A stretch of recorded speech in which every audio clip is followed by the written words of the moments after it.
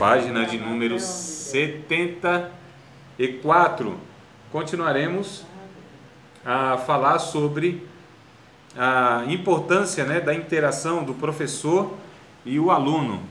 Então, professor, aleluia, glória a Jesus, e o aluno. Então, vamos continuar aqui, irmão, nesse ponto, né, que foi o finalzinho da aula passada.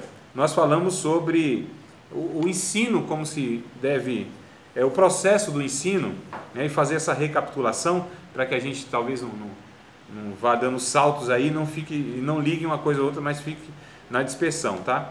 Então, nós falamos da aula passada, pelo que eu me lembro, principalmente o ponto A e o ponto B, né?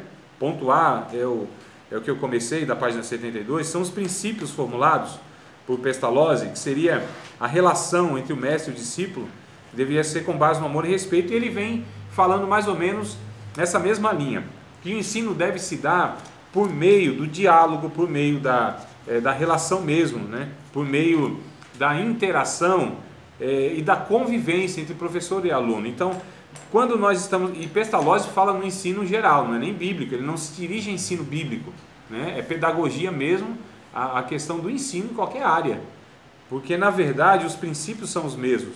Mas quando nós falamos de ensino bíblico, a gente vai um pouquinho mais além, porque não é só não transmitir apenas o conhecimento, mas a gente compartilhar a vida. Evangelho é isso, amados. É o compartilhar de vida, é o discipulado, é caminhar junto, é conviver, é comunidade que se cresce. A Bíblia ela traz figuras muito interessantes, e todas as figuras que a Bíblia traz é sempre no âmbito do coletivo, de partilhar as coisas, não é? Por exemplo, vai falar sobre lavoura de Deus, edifício de Deus, família de Deus e corpo de Cristo. Todas essas quatro figuras, pelo menos é o que eu lembro agora, que o Novo Testamento traz com ênfase, não é? Vai falar de congregação, igreja. Todas essas expressões e essas metáforas, elas são trazendo a importância. Venha, varão, chegue, paz, pode vir. Todas essas figuras, símbolos, representações, elas vêm trazendo a ideia de coletivo, daquilo que não é uma pessoa só. Não existe individualismo na proposta do Evangelho, tá certo? Não existe. E Paulo, inclusive, é bem interessante que ele vem trazendo, eu acho que eu não vou lembrar agora aí o texto exatamente, se alguém de vocês lembrar, eu vou citar, se vocês lembrarem, ótimo, né? Eu acho que é em Efésios, que ele vai falar que todo o corpo, bem ajustado, ele vai crescendo, né? Segundo aí o processo de crescimento das juntas, as ligaduras. Então tudo isso vai crescendo de uma forma harmônica, que uma coisa coopere com outra, para que de fato esse corpo ele venha crescendo de tal maneira que não haja deficiências. Capítulo 4 de Efésios, verso 16, amados. 4 e 17.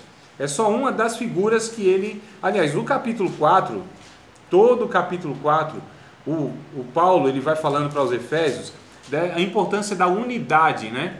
A unidade é um povo que tem por característica, eu estou falando aqui nos ideais, aquilo que é ideal, né? Então esqueça por um pouco essa questão, não é assim, mas tá difícil, por um pouco esqueça, tá bom? Essa infeliz realidade que muitas vezes é mais aquilo que a gente se depara no dia a dia do que a proposta bíblica, né? Então vamos trabalhar sempre com o ideal, perseguir o ideal e aprender o certo. Irmãos, eu às vezes talvez eu gasto um pouquinho mais de tempo e talvez até um pouco, uma dosagem até um pouco exagerada de pontuar muito o errado, né? Então às vezes fica até um clima meio assim, a gente só critica, só fala e tal, mas a gente aprendendo o certo, aprendendo o correto, aprendendo o bíblico, já é suficiente.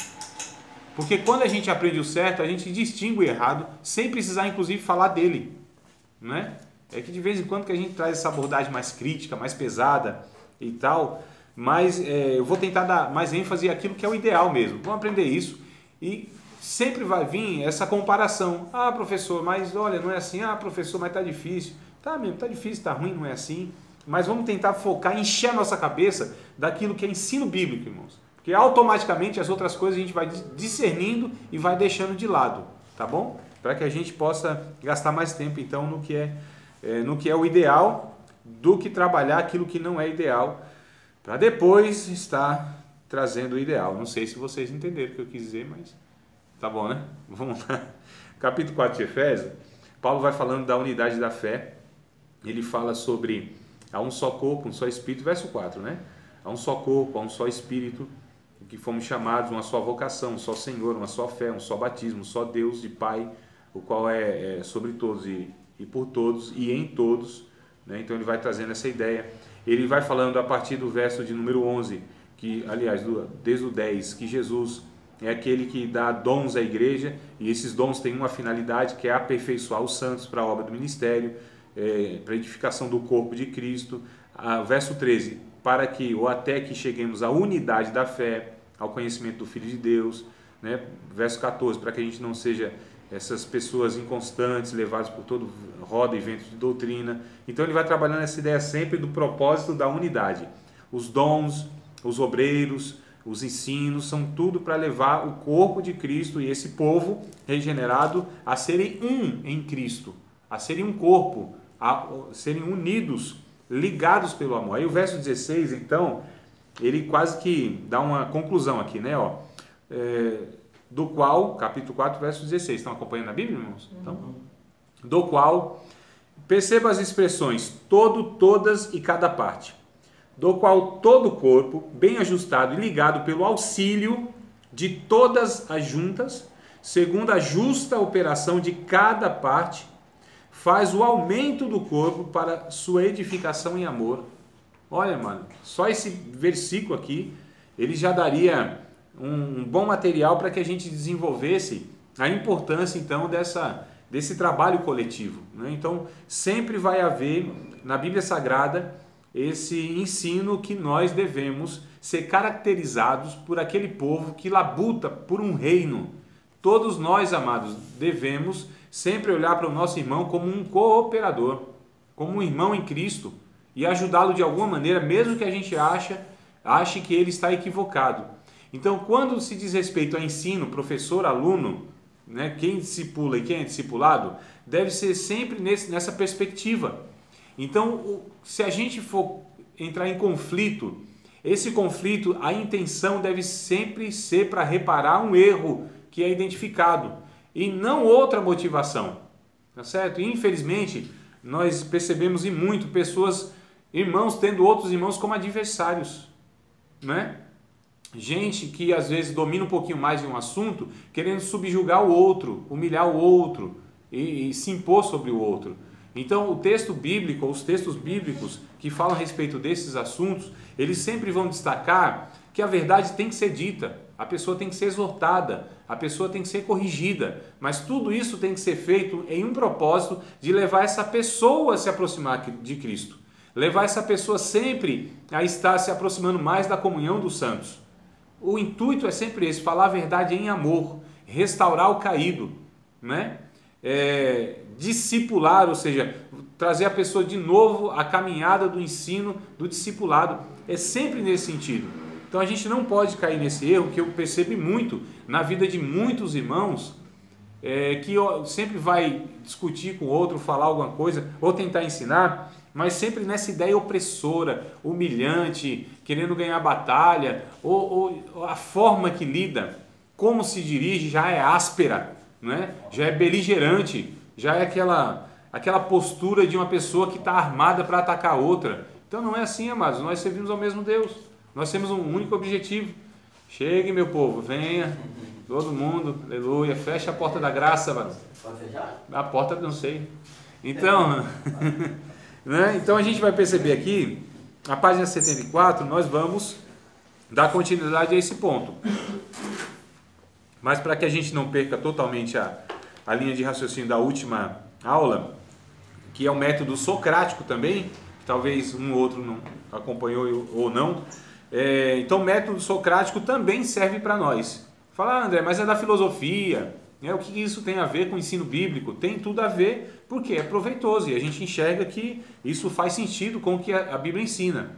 Não é porque é da filosofia que a gente descarta, não é porque a história traz que a gente acha que não é bom, não é porque outra ciência vem trazendo tal ensino, tal ponto, que a gente já vai automaticamente refutando assim, ou desprezando, ou jogando na lata do lixo, só porque veio de tal fonte, de tal fonte. Amados, a verdade é verdade até na boca do diabo, não é?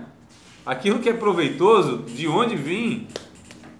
Se é proveitoso, se é bíblico, se contém lá um aspecto do reino, então a gente precisa enxergar aquilo como sendo útil para que a gente faça a obra de Deus e que isso contribua para o reino de Deus. Sempre nessa maturidade, de sabendo que a origem a gente tem que tomar cuidado. Só que a gente tem que ver muito mais o conteúdo disso, a proposta, a motivação dessas coisas, não é? E aí a gente vai extraindo de todas as fontes o que é bom, não é o que a Bíblia diz? Lá em, acho que Tessalonicenses, capítulo 5, se não me falha a memória, primeira carta de Paulo aos Tessalonicenses, né? No capítulo 5, onde ele, no verso 21, onde ele diz, olha, examinai tudo e retende o bem, né? Então, aos Tessalonicenses 5 e 21. Examinai tudo, ponto final, retende o bem, ponto final. É o que está aí. Então examine tudo, retenha o que é bom. Então a gente precisa examinar, discernir, né? Averiguar todas as coisas e o conteúdo, e a gente retém o que? Aquilo que é bom, aquilo que é proveitoso. Não é o que Paulo disse também aos Filipenses, capítulo número 4, verso 8? Não, irmãos, nas demais coisas, irmãos meus, tudo que é puro, tudo que é amável, tudo que é verdadeiro, tudo que é de boa fama, se existe alguma virtude, se existe algum louvor, seja isso que ocupe o vosso pensamento. Então a gente vai distinguindo, irmãos, tudo isso, e a gente vai extraindo de todas as fontes aquilo que é proveitoso e é bíblico. Nós já temos um parâmetro, que é a Bíblia. Nós já temos isso aqui é peneira, e tudo deve passar por aqui. Só que a gente não pode desprezar, né, aquilo que Deus, de alguma maneira, deixou como graça comum, que é reproduzido por todas as pessoas. Tem ateus que falam e citam e tem contribuições benéficas, boas para a humanidade. Sim ou não, amados? Tem. A gente não concorda com aquilo que ele ensina, que é contrário à Bíblia. Mas aquilo que ele ensina, que é bom e proveitoso, aí a gente retém o bem, a gente examina tudo, descarta então, rejeita, joga na lata do lixo aquilo que é contrário ao princípio bíblico, mas ali tem coisas que podem ser aproveitadas, não é? Então a gente precisa ter a maturidade, claro, para ter esse material para discernir tudo isso. Então Sócrates, ele falou, ou melhor, ele usou um método socrático conhecido como maiêutica e refutação, que é um método só que tem dois aspectos, né? Então ele, como mestre, ele levava o aluno ao conhecimento pelo método da refutação, que era o seguinte, por questionamentos. Então ele ia questionando, faziam perguntas, ele ia perguntando e o aluno ia respondendo, e ele perguntando e o aluno respondendo, até, lógico, tudo isso proposital, não é pergunta solta, sem objetivo, a pergunta era direcionada. Então perguntava-se ao aluno, e esse aluno respondia algo, né? E que o próprio aluno percebia que na sua resposta que já tinha algum erro naquele pensamento dele, do aluno. Então ele ia refutando, o mestre, o Sócrates, né? Ia refutando só pelo questionamento, sem falar. Não era uma refutação direta, não era uma fala que desaprovava a ideia do outro, mas era uma pergunta que pela própria resposta de quem era perguntado, olha só que coisa interessante, vinha então o conhecimento da ignorância dessa pessoa. Então a própria pessoa mostrava para ela mesma que ela estava equivocada naquele pensamento. Olha que coisa interessante, mano. Que método, né? Interessante. E aí tem outro aspecto que é chamado de maiêutica. A palavra maiêutica vem do ofício da parteira. Qual era o ofício da parteira? Ajudar a mulher, a outra pessoa, a ter o neném, a dar luz ao filho. Então ele viu aquele ofício, que inclusive era da mãe dele, né? A mãe dele era uma parteira, e ele chegou à conclusão que ele deveria ajudar os seus alunos a dar luz do conhecimento. Então ele só ajudava esses alunos, tá certo? A dar o conhecimento, a ter o conhecimento, a luz do conhecimento. O que ele fazia então? Fazia com que a pessoa mesmo pensasse, refletisse e que o conhecimento saísse dela mesma. Eu acho muito interessante na página, a gente vai chegar lá ainda, tá? Lá na página 77, eu estou só adiantando, depois, a gente vai voltar e depois vai para lá. Mas o Guimarães Rosa, ele disse que o mestre não é quem sempre ensina, mas quem de repente aprende. Olha que coisa interessante. Então essa ideia de que o professor detém todo o conhecimento, isso aqui é errado. Porque o conhecimento, ele é construído, né, mutuamente. Ele é construído por professor e aluno. Enquanto o professor ensina, também aprende. E o aluno tem muito e sim a ensinar, inclusive também ao professor. Então esse conhecimento ele é construído, irmãos. A 6 mãos. Por que 6 mãos? É uma pergunta. Eu fiz uma pergunta agora. 2 do professor, 2 do aluno. E as outras 2 estão em off. Tem mão a mais aí, né? É a mão de Deus, né, irmão? São as mãos de Deus, né? Então a gente entende que o Espírito Santo, ele age por todos e em todos. Então o Espírito Santo, ele age tanto em quem ensina, quanto também através de quem aprende. E quem aprende também ensina, e quem ensina também aprende. Deve ser esse o processo, tá certo? Saudável. Esse processo onde todos nós vamos crescendo, quem ensina e quem aprende, mutuamente, simultaneamente, não é? Então essa ideia de que uma pessoa detém o conhecimento e os alunos são gente sem luz, aluno sem luz, não é? Olha só, irmão, a palavra no latim, né? A, não, e luno, luz. Então, não luz. Não é verdade isso. A Bíblia não trata o aluno como aluno. A Bíblia trata o aluno como matetes, como aprendiz, como aquele que é discipulado. E o discipulado é aquele que é discipulado e vai discipulando.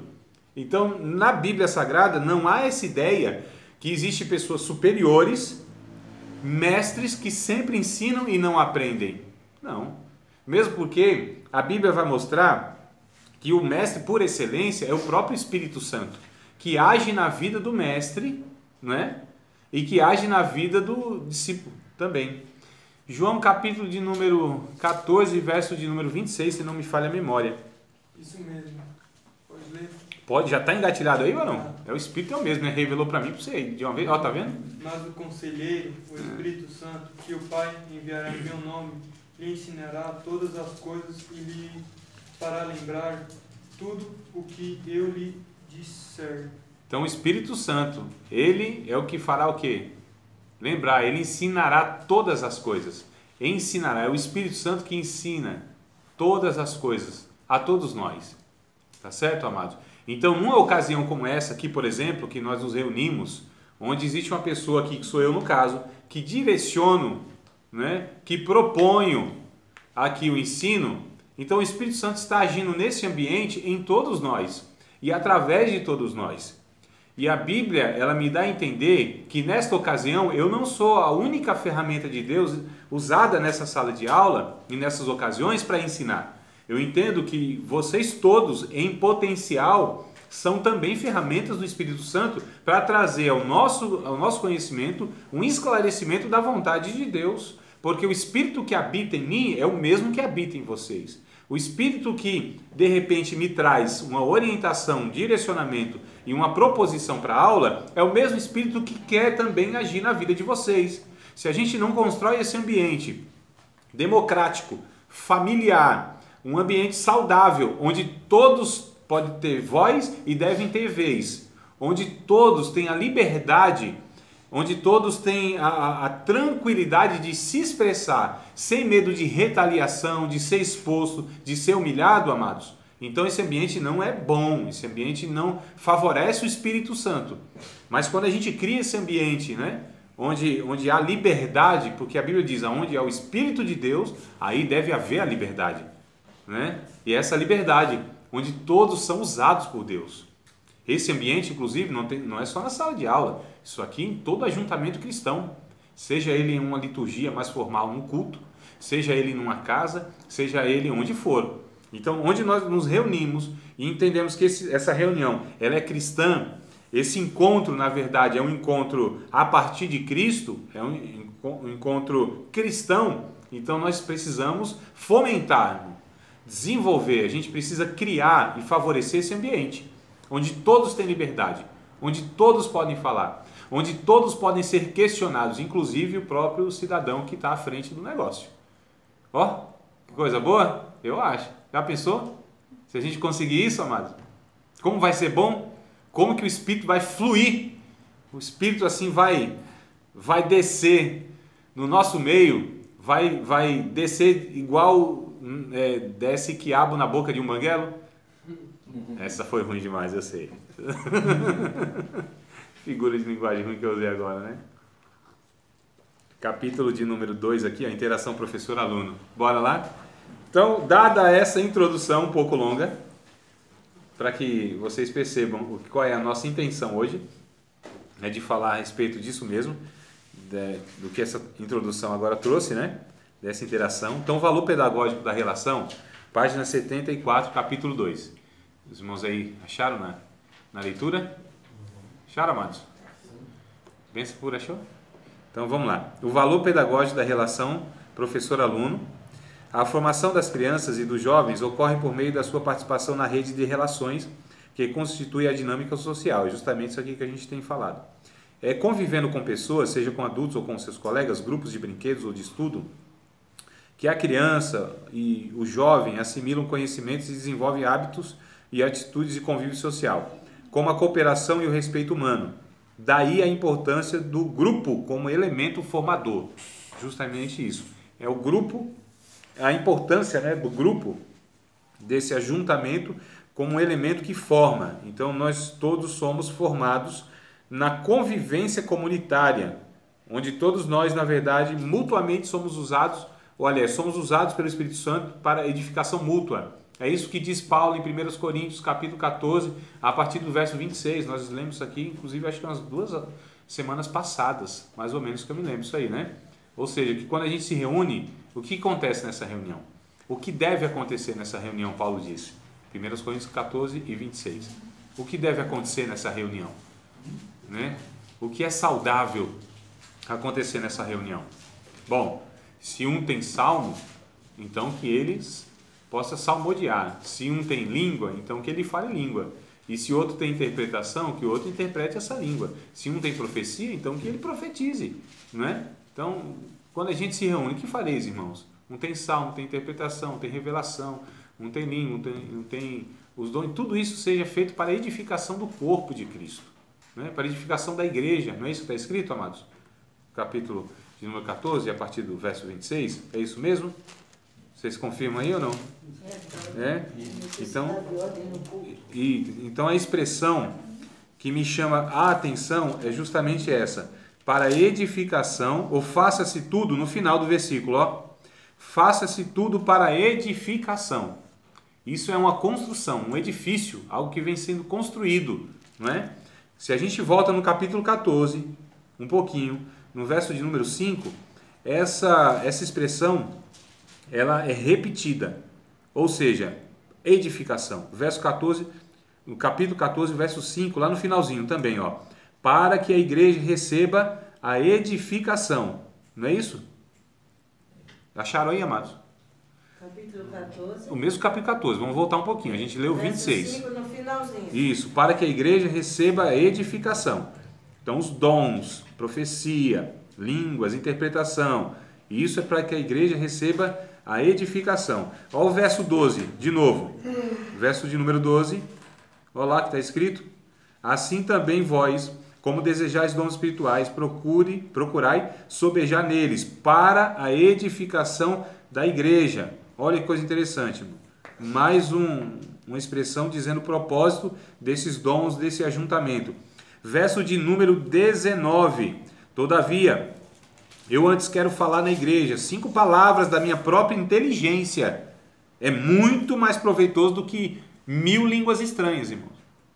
1000 línguas estranhas não são mais proveitosas do que 5 palavras de uma inteligência. Por quê? Porque essa inteligência é para que possa também instruir outros. É melhor do que 10.000 palavras em língua desconhecida. Então a língua desconhecida em um culto cristão, em um ajuntamento cristão, não tem proveito para a edificação do outro, como tem 5 palavras. Olha só, irmãos, com propósito, com inteligência, que seja direcionada para o intelecto de todos. A não ser, Paulo vai dizendo, que haja um intérprete. Então, se houver um intérprete, tudo bem. Então, uma pessoa falar 10.000 línguas estranhas e houver um intérprete para essas 10.000 línguas estranhas, é bom, né? Mas a gente percebe que não é assim, né? E a gente fala tanta língua estranha, e para que isso serve? A não ser para edificação pessoal. Para nada mais. Só para edificação pessoal. Só que o propósito aqui não é que cada um se edifique. O propósito aqui do culto cristão e do ajuntamento cristão é para que a edificação seja mútua. É para que todos cresçam, amados. Quando um só cresce, quando um só é beneficiado, quando um só é abençoado, na verdade, não há característica de ajuntamento cristão. Quando um só se destaca, quando se espera somente um no culto, ou numa reunião como essa, num encontro como esse, então essa reunião ela não tem característica cristã. Porque a reunião, o encontro com a característica cristã é onde todos são, irmão, erguidos pelo Espírito Santo e todos eles crescem em Cristo. Todos eles crescem na graça e no conhecimento. Todos eles são edificados em Cristo. Todos eles vão, né, se amontoando um no outro até que eles cresçam como corpo, não como membros. Vocês já pensaram em um corpo como esse? Um membro crescer em demasia do que o outro, não fica esquisito? Hã? Fica ou não fica, amados? Né? Uma pessoa que de repente, vamos pensar em uma célula, não estou falando nem em um membro em específico. Uma célula que ela cresce demasiadamente do que as outras. Cresce um caroção grandão assim, ó. Não fica esquisito? É um câncer. Então é um inchaço. Uma orelha maior que a outra? Muito maior, mas imagina muito maior. Hã? Imagina só, isso é uma anomalia, isso é esquisito, é feio, não é natural, não é? Isso é enfermidade. Olha só, irmão, como a figura, a metáfora aqui é um corpo, então cabe bem sim nisso. Então quando num corpo, uma pessoa destacada, eu vejo igrejas, irmão, onde o pastor é o destaque da igreja, não é? Onde tem um cantor lá, uma banda que eles são o destaque da igreja. Ou numa aula, o professor é o destaque dessa aula. Tem alguma coisa errada nisso. Não estão todos crescendo juntos. Existe só um que está crescendo. Aliás, esse crescimento não é saudável, isso aqui é inchaço. Não é? Então vai se inchando. O que a Bíblia diz? O amor edifica, a ciência incha. Paulo vai dizendo lá, ainda também em 1 Coríntios aqui, eu acho até que é capítulo de número 10, se não me falha a memória, né? Capítulo de número 10. Se não é, então é em outro lugar, eu pensei que era. Mas é por aqui, em 1 Coríntios, que ele vai dizer. É o capítulo 8, irmãos. 8 e 1, verso 1. Capítulo 8, verso 1. Ora, no tocante às coisas sacrificadas dos ídolos, sabemos que todos temos ciência. A ciência incha, mas o amor edifica. Então, quando existe amor, todos crescem, todos são abençoados, beneficiados, né? Não há uma proposta individualista, não há uma proposta egoísta, não há uma proposta onde um é maior do que o outro. Então, em um ajuntamento de fé, onde tem pessoas que se destacam muito mais do que as outras, aqui tem algum sinal de que alguma coisa está errado. Percebam, amados? Então, a interação, o ser igual, né? O não se colocar acima do outro, em aquilo que Paulo disse em Filipenses capítulo de número 2, que nós falamos aqui umas 3, 4 vezes desse versículo, só nessa matéria, eu vou falar de novo, não tem nada não, né? Também não tem muito versículo para falar, então eu falo repetidamente, cada um, eles falam, nossa, olha só, vocês esqueceram já que eu falei umas 4, 5 vezes aqui, né? Esse mesmo versículo, nada façais por vanglória, mas sim por humildade, cada um não atende para o que é propriamente seu, mas cada um considere os outros superiores a si mesmo, da mesma forma que foi, a mesma atitude que teve Jesus, o mesmo pensamento que teve Jesus, vocês tenham também. Lembra desse texto? Não é assim, irmãos, olhar para o outro e falar, é igual a mim. Não é que ele sabe menos, é que eu aprendi antes, talvez. Essa ideia que eu acho interessante a gente pensar. Eu não sei mais, eu aprendi antes. Tinha um filósofo que fala disso daí, que nós não estamos nem atrasados e nem adiantados do que outra pessoa. É porque ainda não chegou o tempo dela aprender essa coisa. Um pensamento muito interessante, né? Ou seja, cada um tem o seu tempo, então. Essa é a ideia. É um texto bem elaborado e tudo. Mas a conclusão seria essa. A conclusão é essa. Isso. Um exemplo, se você estudou a Bíblia, você não sabe mais do que eu, porque você está mais adiantado, chegou o seu tempo de essa você é a ideia. aprender. Essa é a ideia. É. Que todo mundo é igual e ninguém é melhor do que ninguém. Só que o tempo vem mais rápido para um e mais devagar para outro. A Bíblia ensina isso, Erickson, de que forma? Ensina assim, que existem pessoas mais maduras e menos maduras, né? Olha só, a Bíblia ensina dessa forma. Quem são os obreiros, quem são os pastores, quem são os mestres?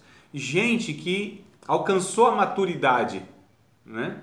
E quem são os outros? Que estão a caminho dessa maturidade. E quem alcançou a maturidade deve ajudar essas pessoas que não alcançaram a maturidade ainda. Então estão partilhando aquilo que já alcançaram. Estão dividindo com os outros, para que todos se igualem. Essa é a ideia. A Bíblia ensina dessa forma. Em outras palavras, em outros textos aí, mas é dessa maneira. E aí o que acontece? Quem alcançou a maturidade, a Bíblia vai dizer, lá no capítulo 14 de Romanos, só que Paulo vai trabalhar com outras frases, lógico, né? Eu estou colocando um pensamento meu, as palavras minhas aqui, é que assim, se você alcançou a maturidade e o outro não alcançou a maturidade, é um menino, é imaturo ainda, faz o seguinte, desce no nível dele. Come carne, sabe que pode comer carne, tua consciência é forte, mas e esse que é fraco? Então faz o seguinte, desce na consciência fraca dele, né? Você pode correr, irmão, pode correr muito, caminhar correndo na obra de Deus, só que não deixa ninguém para trás. Se for necessário você diminuir o seu passo para acompanhar o outro, então diminui o passo. Se for possível se for preciso, melhor dizendo, se for preciso você de repente tratar a pessoa descer no nível dela para falar um negócio mais básico, então faça isso. E leve ela, vá levando ela à maturidade, pegue pela mão, atravesse a rua com essa pessoa, você sabe que ela não pode atravessar sozinha ainda, você pode, mas então pegue na mão dela, não atravesse e fique do outro lado dizendo atravessa, que vai que ela vai atravessar e o carro pega. Mas se você tem o discernimento, se você já tem o conhecimento, então faça o seguinte, pega essa pessoa e caminhe com ela. Vá com ela, devagarzinho, isso é discipulado, né? É andar junto com a pessoa. Então isso que eu acho que a gente deve pensar muito, amados. Porque muitos de nós, por exemplo, nós estamos aprendendo aqui, alguns já há bastante tempo, né? Já quase na reta final, na reta final para se formar, outros começando, e outras pessoas não têm informação nenhuma que nós temos aqui. O que a gente vai sair daqui fazendo? Né? Falando assim, você é um ignorante, você não sabe nada. Não, amados. A gente precisa descer o nível dessas pessoas, pegá-las e instruí-las, né? Amá-las de tal ponto que foi o que Deus fez em Jesus, foi o que Paulo fez muitas vezes desceu o nível, no sentido assim de que ele se fez até mesmo de judeu para o judeu, mas ele sabia, judaísmo era um negócio ultrapassado, o evangelho é uma coisa muito mais sublime, né? Dos gentios, ele falou, bom, eu tenho tanta revelação aqui, mas o gentio não tem nenhum, eles estão em trevas. Mas deixa eu me aproximar deles aqui, né? Deixa eu andar com eles, no meio deles aqui. Deixa eu conversar aqui com esses impuros, esses gentios, esses profanos. Deixa eu dialogar aqui nesse povo idólatra. E o que Paulo olhou assim, Paulo tinha um conhecimento muito maior do que aqueles caras lá da Grécia. Ele foi Atenas, né? Muito maior, irmão. Ele entendia de filosofia mais do que aqueles caras lá. O cara era versado mesmo. Entendia não só de filosofia, mas manjava muito a respeito do evangelho, das coisas espirituais, de Yahvé, de Deus. Tinha uma cosmovisão muito mais abrangente. Mas quando ele viu aquilo, o sentimento dele foi, sabe do quê? De tristeza, de compaixão. A Bíblia vai dizer, ele se sentiu triste por ver aquele povo em tanta idolatria. E ele se abordou assim e disse, eu vejo que vocês são um pouquinho supersticiosos, né? Olha, mano.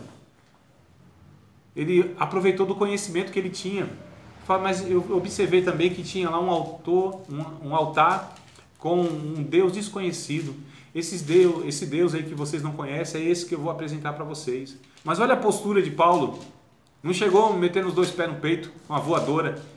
Né? Não chegou falando seus hereges, seus filhos do capeta. Chegou com humildade. Muita humildade. Ainda dá uma aula de teologia sistemática, né? Sobre o universo que tudo Exato, gira em torno de Deus. sobre a trindade, graça comum, capítulo 17 de Atos, né? 17. Exato, mano. Então olha só que coisa linda, irmão. Então o Paulo, ele de fato, ele vem trazendo, ele vem nos mostrando essa... ele que teve que se humilhar diante do povo, para alcançar o povo. A linguagem, olha que coisa interessante, irmãos, não é? Então todo esse conhecimento, muitas vezes para nós, pode nos atrapalhar. Toda uma clareza que nós temos do Evangelho, às vezes pode nos atrapalhar no tocante a ajudar as outras pessoas. Porque muitas vezes a gente não se atém na simplicidade, nas limitações delas, e a gente às vezes prejudica essas pessoas quando a gente vai querer colocar o nosso conhecimento, a nossa clareza, mas que aquela pessoa de fato, naquele momento, não tem condições. Tá certo? Eu até ia usar a palavra não tem capacidade, mas eu pensei aqui, eu falei, não é questão de capacidade. Não tem condições no momento, não é? Então a gente ali se reserva. Paulo diz, eu fiz de tudo, para ver se por todos os meios eu de alguma maneira chegasse a salvar alguns. Aleluia! Louvado seja Deus! Né? A gente tem uma visão maior daqui, viu? Então, amados, a gente tem que pensar nessa questão aqui. Olha só, vamos continuar a leitura lá embaixo, na página 74, lá embaixo. Onde está escrito lá frisado assim, de amarelo. O que nos ensinaram a matéria de ensino, acharam? Está de amarelinho lá embaixo? O meu é de professor. Pô. Aqui, tá não, aqui, ó. Ó, irmão, aqui, ó. Lá embaixo, ó. Aqui, varão. Tá vendo aí, Jefferson? Aqui embaixo, ó, segunda coluna, último parágrafo praticamente, tá? Então, o que nos ensinaram a matéria, acharam agora, amados? Sim. Desse ensino perdeu-se, mas se adultos esquecemos o que em criança aprendemos, o que nunca desaparece é o clima desses dias de colégio, as aulas, o recreio, os exercícios, os jogos, os colegas. O que o texto que nós não lemos aqui, acima está dizendo? Está dizendo que muitas vezes nós participamos desses grupos e nós esquecemos do que nós ouvimos dos professores. A gente, quando participava de escola lá, primário, ensino médio, sinceramente, irmão, acho que uns 85% para 90% do conteúdo que os professores passavam para a gente não lembra mais. Não é? Quem que lembra de tabela periódica? Eu lembro desse negócio. Quem que lembra de equação de segundo grau? Eu lembro. A fórmula toda que você tem que eliminar. Parênteses, colchetes, chaves. Você tem que lembrar mesmo. Oxe, eu estou falando de nós que já passa 20, 15, 20, 30 anos. E você não vai lembrar daqui 10, 15, 20 anos, não. Pode esquecer isso aí. Não vai. Essas coisas, irmão, ó, vão se dispersando e vai sumindo a nossa memória. Agora, se tem algumas coisas, ou uma coisa que a gente não esquece é o clima. São as amizades, os momentos dos intervalos, as pessoas, a personalidade dos professores, muito mais do que os seus conhecimentos, não é? É o que fica na nossa memória, não é, irmãos? Quantos de nós aqui não guardam na memória momentos que foi lá numa aula, no intervalo, ou saindo da escola, momentos que não era nem da matéria em si. Então, o conteúdo em si, isso aí a gente vai esquecendo. O que fica é aquilo que é mais humano, aquilo que é relacionamento, aquilo que é pessoa, aquilo que é clima, não é? De climas bons ou ruins. Eu me lembro que quando eu cheguei, deve ter sido em 91, alguma coisa assim, 1990 ou 91. Eu me lembro que quando eu cheguei na classe, eu sentava... Ó, irmão, como a gente vai lembrando das coisas. Eu me lembro até a sala que é hoje, tá certo? É a segunda sala lá da escola, do corredor, lado esquerdo aqui em Santo André, na escola Inácio Melo. E eu me lembro até que umas árvores tinham assim na janela, né? Tal, um clima muito agradável. E eu me lembro que eu sentava na primeira fileira, a mesa do professor aqui tinha a primeira carteira e a minha era a segunda. E eu cheguei nessa manhã e não estava aluna da primeira carteira e ela não faltava, só que ela tinha falecido. uma coleguinha de classe, devia ter uns 13 anos mais ou menos isso aí, 13 anos, estava na quinta série, que eu tinha repetido já 2 vezes a quinta série. Mas olha só, coisas que ficam, que não tem nada a ver com conteúdo de aula, né? E momentos alegres que nós tivemos, festa surpresa e um monte de coisa, bagunça. Irmãos, é clima, é ambiente, são pessoas que vão ficar marcadas. E é daí que a gente vai, então, carregando para a vida tudo isso. Às vezes o conhecimento se dispersa. Às vezes o que o professor fala nem entra tanto na cabeça, mas o que ele ensinou, pela sua postura, pela sua preocupação, pela sua sensibilidade, pela sua identificação, pela sua humanização, é isso que a gente carrega como um valor que uma explicação teórica não teria poder de fazer, de trazer esse impacto na nossa alma. Então nós ensinamos muito mais por aquilo que nós somos e no comportamento que nós temos com as pessoas, na interação, no tratamento, do que aquilo que a gente fala. Muito mais. O poder, irmão, de gravar na mente e no coração é muito maior, né? A imagem fala mais do que 1000 palavras. Então eu posso ensinar um negócio até para vocês. Se eu for arrogante no ensino, se eu desprezar vocês em algum ponto, é isso que vai ficar marcado na memória de vocês, pode ter certeza. E talvez, irmão, vocês vão me desconsiderar um monte de coisa que eu ensinei boa, porque aquela imagem, aquele ato meu me distorceu tudo, acabou com a imagem do professor André, não é? Então nem sempre a ideia, mas a forma, o carinho, o respeito, o amor, o tratamento, a preocupação, a sinceridade diante do outro, é isso que a gente precisa transmitir no ensino bíblico. Também, lógico, com um conteúdo teórico, né, bíblico e bom. Então não é que eu estou dizendo que uma coisa ela substitui a outra. Eu estou dizendo que as duas são o ideal. Tá certo, amados? Podemos prosseguir? Tem alguma pergunta fácil e rápida? Diga e não te cales, varão. Vamos lá, Mori. Página de número 76. Vamos lá, meus queridos. Página de número 76. A importância do diálogo na relação. 2.2 aí, ó.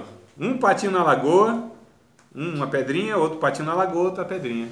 É o 2.2.22. A importância do diálogo na relação pedagógica. Como vimos, a construção do conhecimento é um processo interpessoal. O ponto principal desse processo interativo é relação educando-educador, né? E esta relação não é unilateral, pois não é só o aluno que constrói seu conhecimento. É verdade que o aluno, através desse processo interativo, assimila e constrói conhecimentos, valores, crenças, adquire hábitos, formas de expressar, sentir, ver o mundo, forma ideias, conceitos e, por que não dizer, preconceitos também, né? Desenvolve e assume atitudes, modificando e ampliando suas estruturas mentais. Mas também é verdade que o professor é atingido nessa relação. De certa forma, ele aprende com seu aluno, na medida em que consegue compreender como este, ou seja, o aluno, né, percebe e sente o mundo.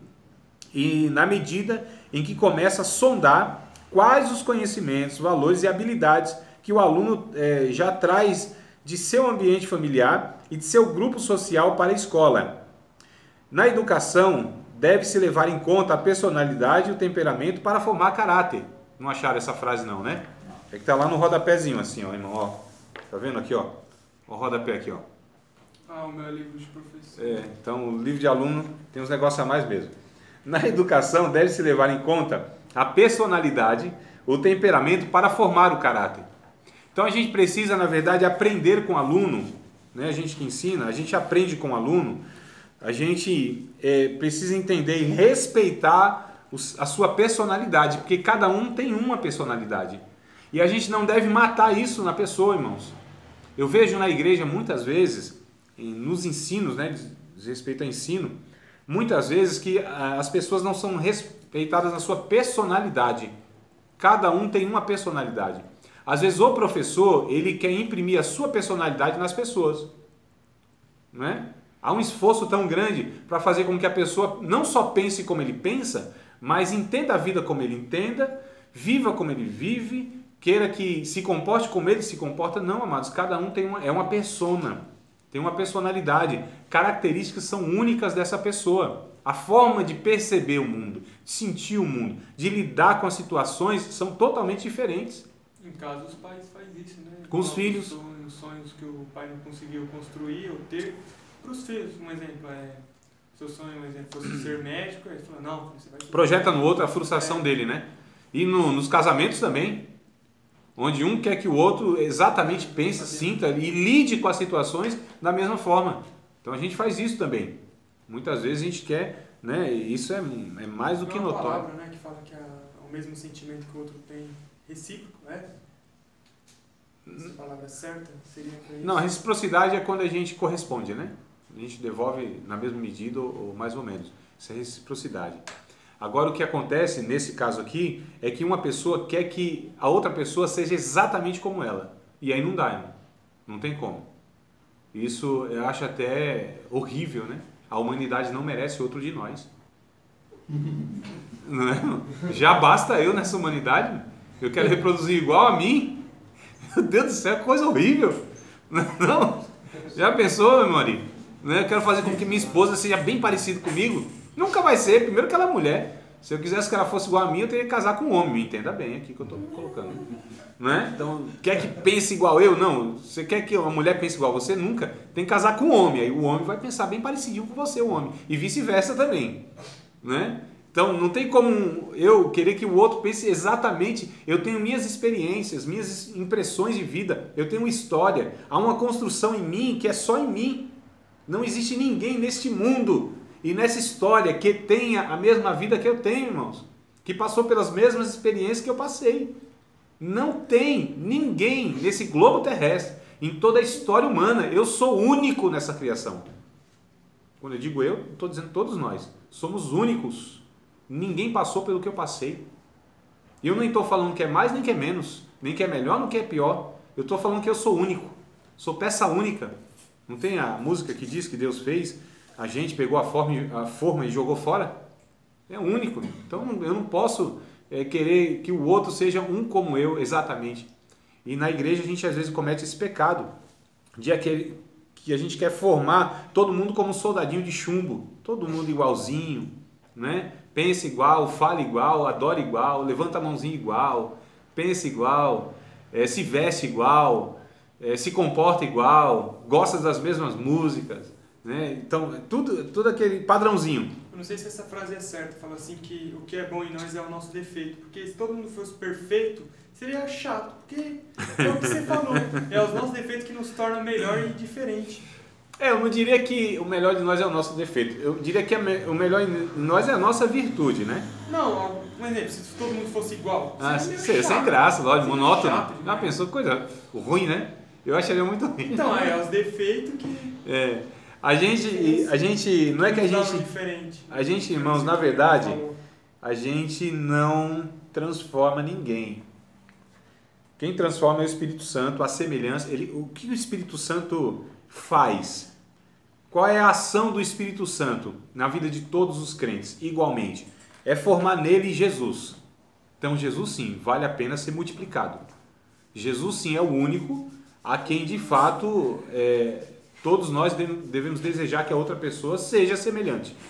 E é isso que o Evangelho faz, transformar a gente de glória em glória na mesma imagem como pelo Espírito do Senhor, na imagem do Senhor e semelhança do Senhor.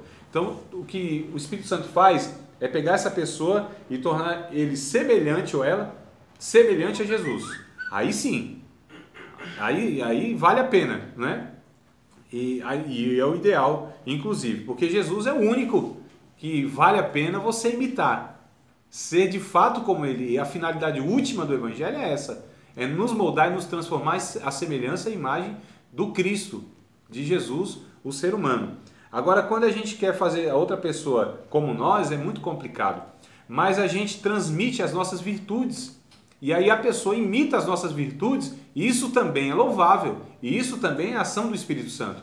Porque se essas virtudes, eu estou falando das virtudes que são virtudes da Bíblia, né? Virtudes, conceitos, valores e princípios bíblicos. Ou seja, à medida que a gente imita Jesus, se essas pessoas nos imitarem, na verdade elas não estarão nos imitando. por tabela, elas estarão imitando Jesus. É o que Paulo disse. Me imite porque eu imito a Deus. 1 Coríntios 11. Exato, não é isso? Está aberto aí, então leia. Torne-se Verso 1, né? Torne-se meus imitadores como eu sou de Cristo. Então, como eu sou de Cristo. Me imitem à medida que eu imito a Cristo. Mas não estão imitando Paulo, estão imitando Cristo. Porque Cristo está em Paulo. Então, se Cristo estiver em mim, as pessoas me imitarem, não estarão me imitando. Agora, o problema é que muitas vezes a gente quer que as pessoas elas sejam como nós somos, como nós entendemos Deus. E não é assim que deve ser, amados. A gente deve fazer o seguinte, tentar apresentar as virtudes do Evangelho. E dizer para a pessoa, olha, busca então a sua vida em Cristo, olha para Cristo. Né? A gente tem que se revestir tanto de Cristo, que na verdade essas pessoas, quando a gente fala olha para Cristo, na verdade elas enxergarão Cristo em nós. E a gente tem que ter muito cuidado, porque a gente confunde os nossos gostos e preferências, sejam gostos de preferência teológica ou de outra ordem. E a gente coloca Deus no meio, não ponha Deus no meio, amado. Tá certo? Cuidado, é um exercício muito difícil isso, de a gente estar passando alguma coisa e a gente distinguir, isso aqui na verdade é uma preferência minha, isso aqui é eu que penso assim, e não é necessariamente a vontade de Deus. Isso é muito trabalhoso, né? É muito complicado, é um desafio enorme que a gente tem, mas a gente tem que ter cuidado nessa questão. Então, personalidade, temperamento. Então, na educação deve-se levar em conta a personalidade da pessoa e o temperamento da pessoa. Então, tem gente que é quietinha mesmo, melancólica, fala nada, não participa, não dá opinião, não abre a boca, é tímida, né? Não quer falar, nem com o advogado fala. Outras, por outro lado, né? Fala muito, é expansiva, dá opinião, briga, discorda. Não, olha só que coisa linda, né? A diversidade. Temperamento, sem paciência, né? Já tira conclusões precipitadas, o professor fala uma coisa, ela está dizendo que o professor disse outra. Então a gente considera o temperamento, vamos lidar com essas diferenças e é só a graça de Deus para identificar e saber lidar com essas coisas, né? Então a gente entendendo personalidade e temperamento, aí a gente tem condição de formar um caráter na pessoa. Então o ensino bíblico não tem por intuito passar apenas informações e sim formar caráter na vida das pessoas. Não é só passar teorias, elaborar com argumentos, né? Aquela questão teológica, onde a pessoa fica de boca aberta assim, com a sabedoria do professor, com um ponto de vista. Não, amado, é formar caráter. Fazer com que essa pessoa, de fato, ela se pareça com um cristão genuíno. Nós vamos para os nossos comerciais, a não ser que vocês tenham uma pergunta fácil e rápida para essa primeira parte.